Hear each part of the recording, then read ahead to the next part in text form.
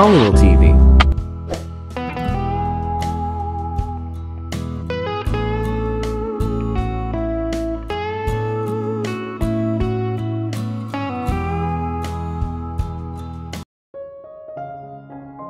Here, wika ng kanyang mommy nang iabot nito sa kanya ang tsekeng nagkakahalaga ng 5,000 pesos. Pakisabi sa advisor nyo, pasensya na kamo. Siya naman kasi, ngayon lang nagsabi kung kailan malapit ang final counting. Sana'y noon pa para nakahingi rin ako ng tulong sa mga kaibigan ko. Hindi sinabi ni Claudia rito ang tungkol sa bidding. Sinabi lang niya na humihingi ng tulong ang kanilang klase para manalo ang kanilang kandidata sa popularity contest. May gusto pa siyang itanong dito, ngunit hindi niya masabi. She just stared at her, looking for signs. Kulang pa ba, Claudia? Anito. Umiling siya. Wala na, mami. Tutuloy na ako. Mabigat ang mga hakbang na lumabas siya. Sumakay na siya sa naghihintay ng Benz. Malakas ang kutob niya na ang kanyang mommy ang kumuha ng kanyang diary. Minsan kasi ay nahahalata niya na parang nagtataka ito sa kanya. Ni isa sa mga sinasabi niyang kaibigan ay walang tumatawag sa kanila. Sometimes, she would just pretend to be talking to one of them on the phone. She could sense that her mother was curious. Minsan ay nahuli niya ito na binubuklat ang diary niya. Mabuti na lang, she entered her room in time. Naagaw niya rito ang diary. Paano kung hindi nawala ang kuryosidad ng kanyang mommy at ngayon ay binasa ang kanyang diary? Her mother would learn the truth. Kaawaan siya nito, bagay na hindi niya gusto mangyari. Kaya nga siya nagpapakasiga sa school dahil ayaw niyang magmukhang kawawa. Hindi naman niya ito makompronta dahil natatakot din siyang malaman na alam na nito ang totoo. Sana hindi na lang siya nagtago ng diary. Sana itinago niyang mabuti iyon. Sana, maraming sana. Okay, nandito na tayo. Pag-a-announce ng chopper nila. Noon lang niya na-realize na pahinto na sila sa labas ng gate ng St. Benedict. Baka medyo maantala ang mga mamamayang Hapon. Inuutusan ako ng lolo mo. Hihintayin mo na lang ako, pero huwag kang lalabas ng school. Ako ang susundo sa'yo. Huwag kang sasama sa iba. Oho, wika niya. Hinintay niya na maipagbukas siya ng pinto. Mabigat pa rin ang mga hakbang niya nang pumasok sa eskwelahan. She felt kind of funny. She was nervous gayong wala namang test or recitation na naghihintay sa kanya. Besides, those things didn't make her worry. Dahil marahil sa pagkawala ng kanyang diary, kaya gano'n na lang ang nervyos niya. Hindi naman biro ang matuklasan ng lahat ng kanyang sikreto. And the worst that could happen was for her mother to discover what were inside it. Naghahanda na para sa flag ceremony ang mga estudyante ng St. Benedict. Tumuloy muna siya sa kanilang classroom. Naabutan pa niya roon si Mr. Ruel. Ibinigay niya rito ang tseke. Kitang-kita naman niya na tuwang-tuwa ito. Sabay na tayong bumaba, Claudia. Anito, malambing ito sa kanya. That should lessen her feeling of apprehension, but it didn't. Pakiramdam pa rin niya ay may naghihintay na trahedya sa kanya. That day just seemed different from the rest. Parang gusto niyang umuwi dahil sabi ng marami kapag daw may masamang kutob, malamang ay mayroong nga mangyayaring masama. Ganon daw ang nararamdaman ng mami niya nung araw bago mabaril ang kanyang daddy. Her mother had been restless and nervous. Kagaya ng nararamdaman niya, baka may nangyari sa bahay nila. Humugot siya ng isang buntong hininga. Magpapa-excuse siya mamaya kay Mr. Ruel at tatawag siya sa kanila. Pumesto siya sa lugar niya sa Hanay. Ni hindi niya magawang sumabay sa pambansang awit. Dagdag pa sa alalahanin niya ang kakaibang trato sa kanya ni Ross. Dati, umaga pa lang, inaalas ka na siya nito. Now, he was withdrawn. Tahimik din. ni hindi siya nito pinapansin kahit wala siya sa linya. Gayong masikaliit-liit ang bagay na ginagawa niya ay pinapansin nito. Pagbalik nila sa classroom, nag-announce ng surprise quiz si Mr. Well. Nakahinga siya ng maluwag. Maybe that surprise quiz was what was causing her uneasiness. Ngunit nang matapos iyon, she still felt there was an axe about to fall. Ngunit natapos ang pang-umagang klase ay wala namang kakaibang nangyari. Pagdating ng lunchtime, hindi agad siya tumuloy sa kantin. Bagkus ay sa faculty room, nakitawag siya roon. Maid nila ang nakausap niya at wala rin namang nangyari. May mga bisita ang lolo niya at ang mami naman niya ay nasa munisipyo bilang representative ng grupo ng mga disabled na kababaihan na humihingi ng tulong sa lokal na pamahalaan. Her mother was active in those kinds of things. Their household seemed normal, so everything must just be on her mind, brought about by the disappearance of her diary. Bening, aniya sa maid. Kapag naglinis ka ng room ko, pakihanap na rin yung notebook na kulay pink na plastic ang cover. Hello Kitty yon. Huwag mong bubuklatin, pakilagay na lang sa closet ko. Bili niya. Pagpasok ni Claudia sa kantin, katakatakang masyadong maraming tao roon. Halos buong populasyon yata ng St. Benedict ay naroroon. Walang bakanting mesa. That was odd, dahil yung iba naman niyang schoolmates ay sa mga kainan sa labas kumakain. Ang iba naman ay umuuwi. Bakit narito yata silang lahat ngayon? Hindi lang yon ang nakapagtataka. She could see that everyone was busy about something. A piece of paper to be exact. Nandito na siya, announce ng isang mag-aaral na lalaki. Lahat ay tumingin sa entrada ng kantin kung saan siya naroroon. Isang babaeng lumapit sa kanya. Kaklase niya noong second year high school at hindi niya matandaan ang pangalan. Isang papel ang ibinigay nito sa kanya. Photocopy yon ng original. Nanginginig ang kamay na tiningnan niya ang nakasulat sa papel. It looked so damned familiar. Why not? It was a page from her diary. Everyone had a copy of it. Dear diary, today Ross had a haircut. It looked good on him. He looked much more handsome. Oh, he's so gorgeous. Too bad he doesn't seem to notice me. He notices me alright, pero yung lahat na mali ang pinapansin niya. Lagi na lang niya akong inaasar. Hindi ko tuloy malaman kung bakit. Hindi ko rin malaman kung bakit crush na crush ko siya.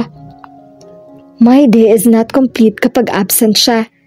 Kahit pang-aasar lang ang ginagawa niya sa akin, okay lang. Basta't nakikita ko siya araw-araw. He's only the reason I come to school. Okay na sana ang araw dahil nahuli ko si Ross na nakatitig sa akin. I felt hopefully and happy. Pero nung PE namin kanina, narinig ko na pinag-uusapan ni na Myla si Ross. Seryoso raw ito kay Honeylit. Ha? Kahit bulag siguro, masasabing mas maganda ako kay Honeylin. Alam nilang lahat yon, kaya siguro lagi silang galit sa akin. Naiinggit sila. Pag niligawan ako ni Ross, lalo na silang mangingisay sa inggit. Pero paano pa ako mapapansin ni Ross? I mean, yung mga magaganda kong ginagawa. Pakiramdam ko naman, siya talaga ang soulmate ko. His zodiac sign is Aries. Aries din ako. Di pareho kami ng ugali. Iyon ang pahinang ipina-photocopy ng kusino at ipinamudmod sa mga estudyante ng St. Benedict. Mas kahiya-hiya pa ang nasa ilalim ng pahina. Flames. Parehong pangalan nila at ang lumabas ay love. Hindi siya makakilos sa kinatatayuan. She was just staring wide-eyed at everything and nothing. Ayaw tanggapin ng isip niya ang realidad. Everybody knew her secret. Hindi niya napansin ang paglapit ni Ross sa kanya. Quits na tayo, Cordapia. Nakaganti na ako sa pinagagawa mo sa akin kahapon. Wika nito. Her eyes settled into him. taking in his boyish features that seemed to promise what a handsome man he would turn out to be. She also saw his long, thick lashes. Ang mga matang napapalibutan niyon ay tila pinagtatawanan siya. Ayaw pa rin niyang tanggapin ang katotohanan, but she had to.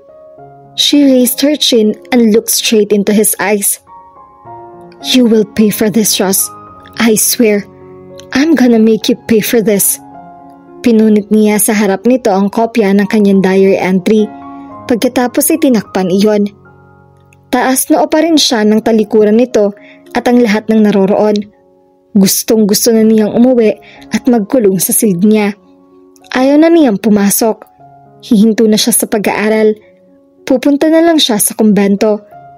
Anong mukhang ihaharap niya sa lahat? Lagi niyang inaaway si Ross. Pero ang totoo pala ay crush niya ito.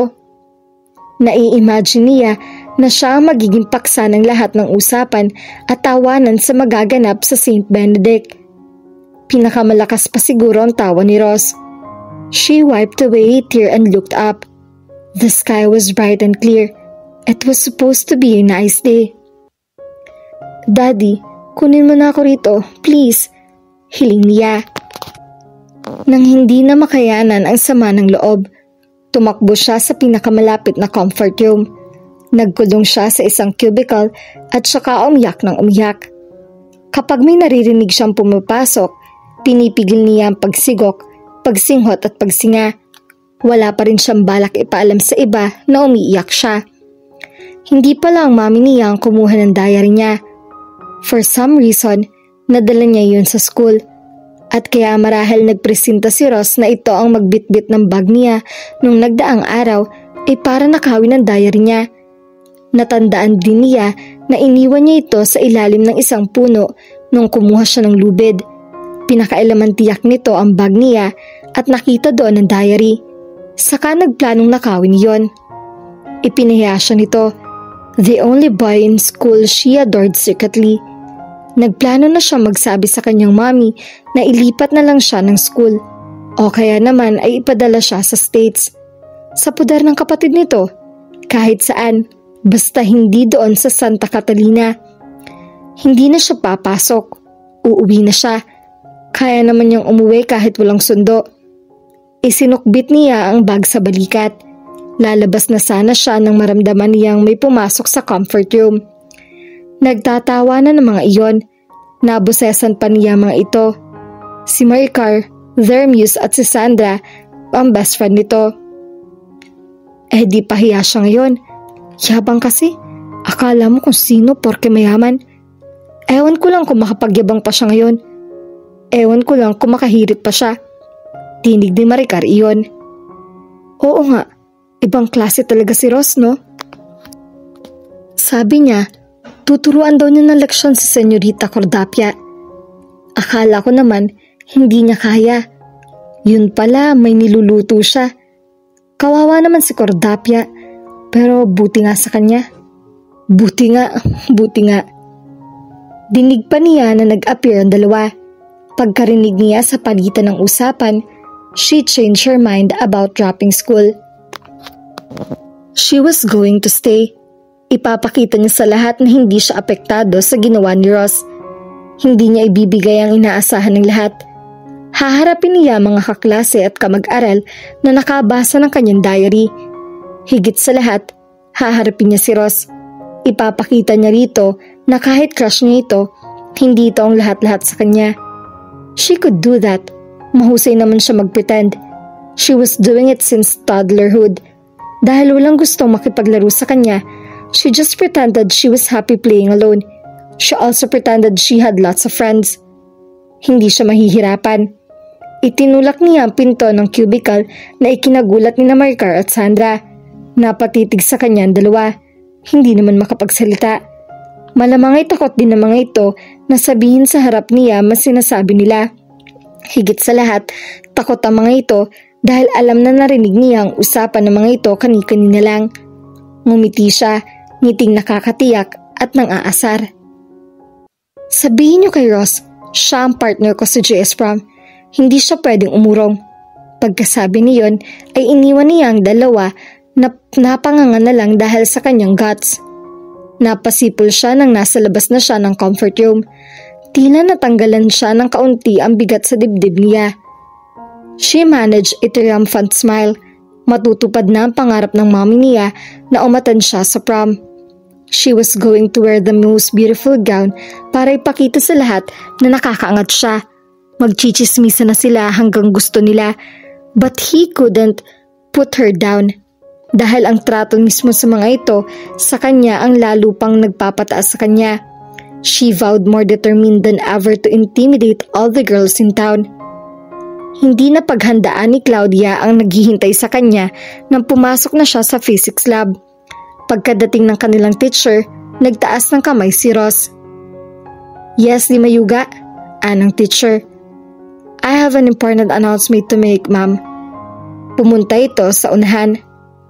"What is it, Di Mayuga?" "It better be important. Inaabala mo ang klase." Wika ng istriktang guro. "Classmates and Miss Kabahog," sinulyapan niya ito at ang guro. "I'm taking Claudia to the prom," he announced. At dito na po nagtatapos ang ating kwento. Sabay-sabay po nating abangan ang susunod na kabanata. Maraming salamat po. God bless and stay safe.